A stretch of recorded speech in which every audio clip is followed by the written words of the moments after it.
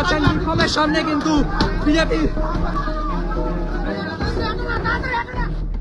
উত্তরবঙ্গে ত্রাণ বিতরণে গিয়ে বিজেপি সাংসদ খগেন মুর্মুর ওপর হামলার অভিযোগ। প্রতিবাদে ডিএমসি মোড় অবরোধ করে বিক্ষোভ বিজেপির। টায়ার জ্বালিয়ে প্রতিবাদে ভেঙে পড়লেন কর্মীরা।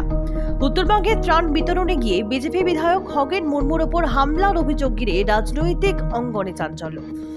অভিযোগ উঠেছে এই হামলার পিছনে রয়েছে তৃণমূল কংগ্রেসের কর্মীরা। আর ঘটনার প্রতিবাদে সোমবার দুপুরে উত্তেজনা ছড়ায় দুর্গাপুরে। মুখ্যমন্ত্রী জবাব দাও, বিজেপি সাংসদ জবাব দাও। ডিএমসি মোড় অবরোধ করে বিক্ষোভে সামিল হন দুর্গাপুরের বিজেপি কর্মী ও সমর্থকেরা।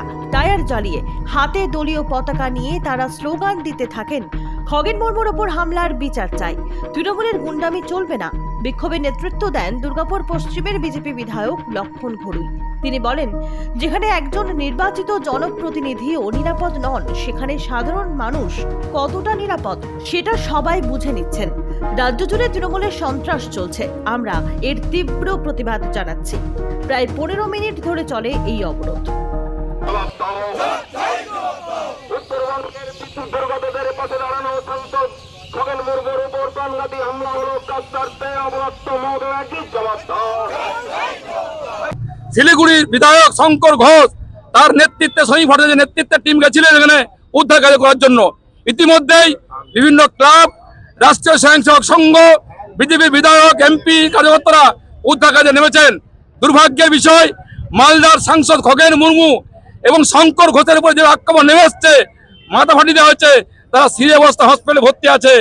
বন্যাদের সাহায্য করতে গেছিল বিজেপি দল, প্রতিনিধি দল, যে আক্রমণ নেমে এসছে, মাননীয় মুখ্যমন্ত্রী যাননি, পুলিশ যায়নি, কেন্দ্রীয় বাহিনী নেমেছে। আমরা এই সময় কোনো বিরোধিতা করতে চাই না, মানুষকে সাহায্য আমরা অনুরোধ করবো মুখ্যমন্ত্রীকে, তিনি এগিয়ে আসুন, সেন্টারের সঙ্গে সহযোগিতা করুন, মানুষকে বাঁচান। পরে রাজনীতি হবে। তিনি রাজনীতি করতে গেছেন, আমাদের শঙ্কর ঘোষকে এবং খগেন মুর্মুকে হত্যা করার চেষ্টা করেছে। তারা সিরিয়াস অবস্থা হসপিটালে ভর্তি আছে, তাই বিক্ষোভে আমরা আয়োজন করেছি রবীন্দ্রের নেতৃত্বে। Bureau report, news hunt. হামলা হচ্ছে, কাস্তার্থে অবরক্ত মুখ্যমন্ত্রী জবাব দাও।